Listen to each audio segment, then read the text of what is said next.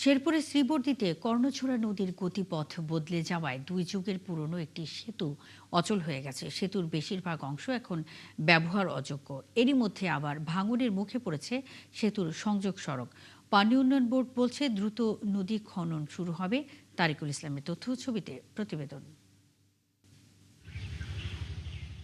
নদীর গতিপথ বদলে গেছে, তাই নদীর উপর ২ দশক আগে নির্মিত সেতু এখন অনেকটাই অপ্রয়োজনীয়।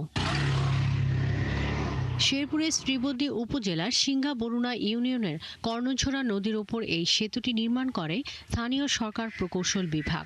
সেতু মাত্র ১০% অংশ দিয়ে পানি বয়ে যায়, বাকি অংশে গড়ে উঠেছে বসতবাড়ি, কৃষি আবাদ, হাঁসের প্রকল্প ও লিচু বাগান। যে ব্যবস্থা করে দেয় এটা ব্রিজটা সরকারের ঝোলাশোলা করে দেয়, ব্রিজটা শুনলে বাড়ি সমস্ত গেছা ক্ষয়ক্ষতি, বাড়ি ঘর জমা জমি সমস্ত ক্ষতি হইতেছে।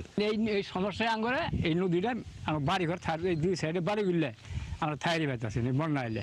ব্রিজটা যখন যাইতো কাজে নাগে আগে জিবা আছিল সরকারের গঠন চাই ওই সোজা করে দেয়। পলিতে প্রায় বন্ধ সেতুর প্রবেশ মুখ। এতে বর্ষা মৌসুমে পাহাড়ি ঢল ও বন্যার পানি অর্ধেকও প্রবাহিত হতে পারে না।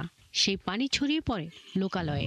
এতে প্রতি বছর তলিয়ে যাচ্ছে বাড়িঘর, ফসলের জমি, ঘেরের মাছ।